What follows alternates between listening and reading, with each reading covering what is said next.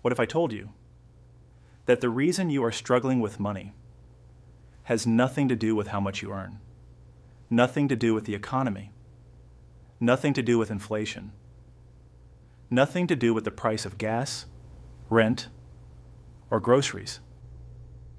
What if the real reason, the hidden reason, has been living inside your own mind this entire time, whispering to you every time you open your wallet, controlling you every time you swipe your card, quietly stealing your future? One purchase at a time. Today that changes. Welcome to NextGenFinance, and welcome to the channel. What you're about to hear is not a get-rich-quick scheme.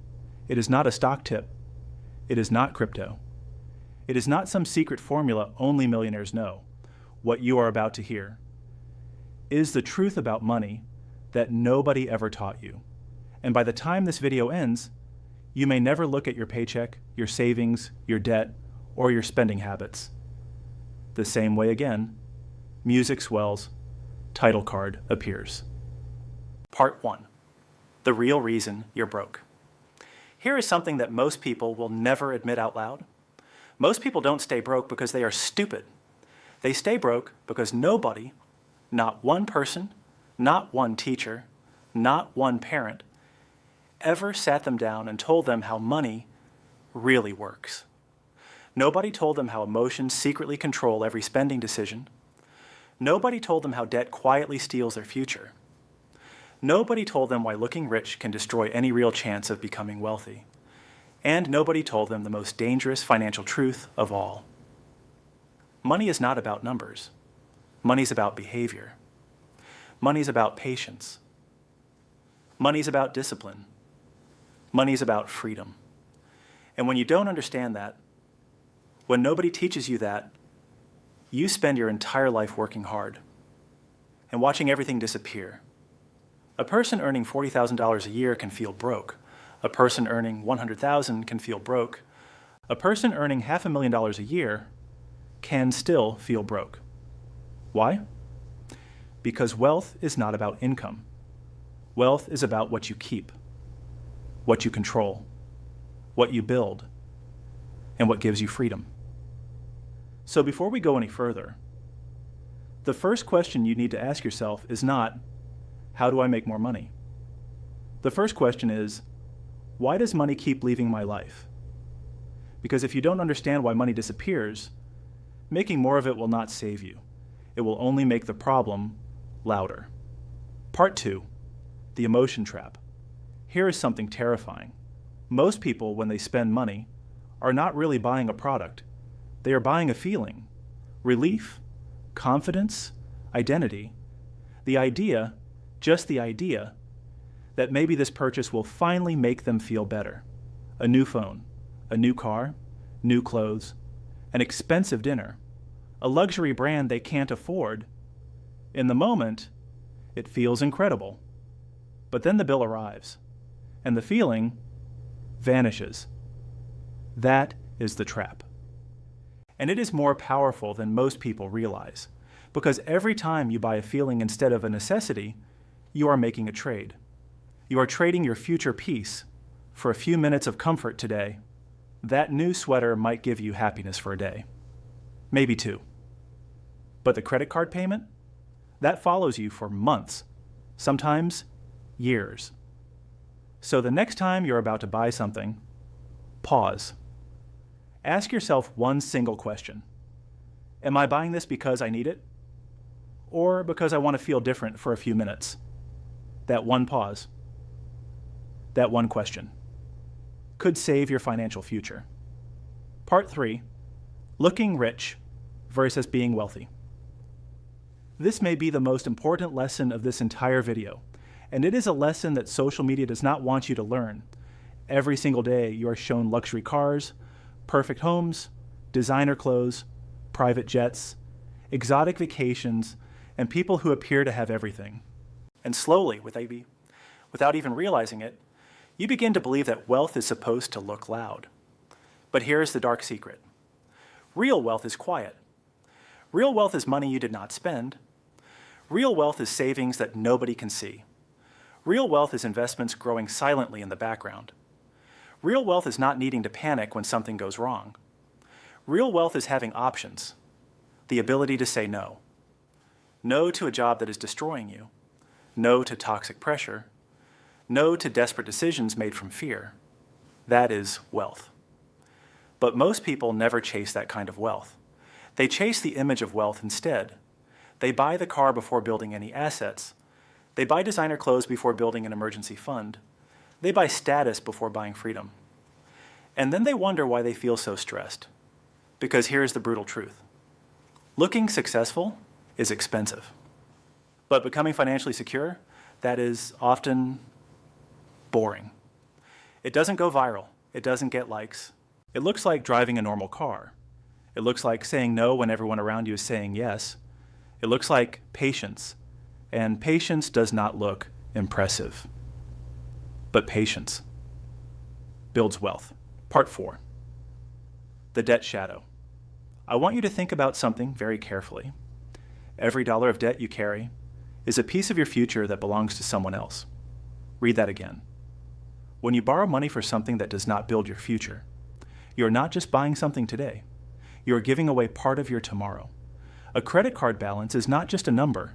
It is future work, future stress, future payments, future choices, removed from your life forever. Debt does not attack all at once. That would be too obvious. Instead, it is quiet. It attaches itself to your paycheck like a shadow. Minimum payment, interest, late fee, another payment, another month, another year, until one day you realize your income no longer fully belongs to you. It belongs to banks. It belongs to lenders. It belongs to yesterday's decisions. So before you buy anything on credit, ask yourself 3 questions. Is this worth future stress? Will this make my life stronger or weaker? Am I buying this because I need it or because I want to feel different for a few minutes? Those 3 questions are a shield. Use them. Part 5, the saving secret. Here is something that most financial advice gets completely wrong. Most people treat savings like whatever is left over at the end of the month. They get paid, pay rent, buy groceries, pay subscriptions, spend some more. And then, if anything remains, maybe they save it. But usually nothing remains. That is the backwards approach. And it is keeping millions of Americans financially trapped. Savings must come first, not because saving is exciting, but because life is unpredictable. Job loss, medical emergency, car breakdown, family crisis, unexpected rent increase. Something will happen. It always does. And when that moment arrives, your savings will be the most valuable thing you have ever built. More valuable than your wardrobe. More valuable than the car in your driveway. More valuable than every status purchase you ever made. Now here is the part that most people miss. Even small savings matter. Maybe you can only save $5 this week. Save it. $10. Save it. $50. Save it. Because the amount is not the only thing that matters. The habit matters. The identity matters. Every time you save money, you send yourself a message. My future matters. I'm not spending everything I earn. I'm building control over my life. And over time, that message changes how you see yourself. You stop being just a spender. You become a builder. Here's one more tool. Automate it. Set up your bank account to automatically move money to savings every single paycheck. Before you can spend it. Before you can even see it. Because human willpower is fragile. Motivation comes and goes. Discipline disappears under stress. So don't depend on feelings. Build a system. Let the system save for you. Quietly. Automatically. While you live your life. Part 6. The comparison game you cannot win. There's a game being played around you every single day. And the terrifying thing is, most people don't even know they are playing it. It is the comparison game. And it may be the single most expensive habit in America today. Every day you scroll, and you see someone with a better car, a more beautiful home, a more exciting vacation, a more impressive career, a more perfect life. And without even realizing it, you feel behind. You feel like you're losing. But here's the truth that nobody shows you on Instagram. There is no finish line in this game. You get the apartment, then you want the house. You get the house, then you want the bigger one. You get the raise, then you compare yourself to someone earning more. The goalpost never stops moving. And the people who profit from this game are not you. Companies profit, banks profit, advertisers profit, social media platforms profit. You pay. With your money, with your stress, with your peace, with your future. So here's a question, a powerful question, to ask yourself before every purchase. If nobody could see this, would I still want it? If I could not post it, would I still buy it? If nobody praised me for it, would it still improve my life? That question separates utility from status. Utility improves your life. Status tries to impress people who are not even thinking about you. Part 7. The real goal. Independence. Most people chase money because they think it will make them feel safe. But here's a truth that will quietly rearrange everything. Safety does not always come from more. Sometimes safety comes from needing less. Less debt. Less pressure to impress. Less lifestyle that requires a certain income just to survive. Think about it this way. Think. Rich means you can buy expensive things. Independent means you control your time. Rich can still be stressed. Rich can still be trapped. Rich can still be one bad month away from disaster. But independent means you have choices. You can leave a bad situation. You can survive an emergency. You can make decisions from strength, not from panic. That is what money is actually for. Not a scoreboard, not a competition. Freedom. And when you know what enough looks like for you, not for Instagram, not for your neighbors, not for anyone else, something remarkable happens. The anxiety quiets, the comparison stops mattering, and the money you were spending to feel something starts building something real instead. Part 8. The power of patience and compounding. There is a force in the world of money so powerful that the greatest investors alive have called it the 8th wonder of the world. Most people have heard of it. Almost nobody uses it correctly. It is called compound interest. Here's how it works. You invest money, it grows, and then those gains start growing too. Slowly at first, almost invisibly, but over time, 10, 20, 30 years, the numbers become extraordinary. The problem is that people interrupt it. They panic when markets fall.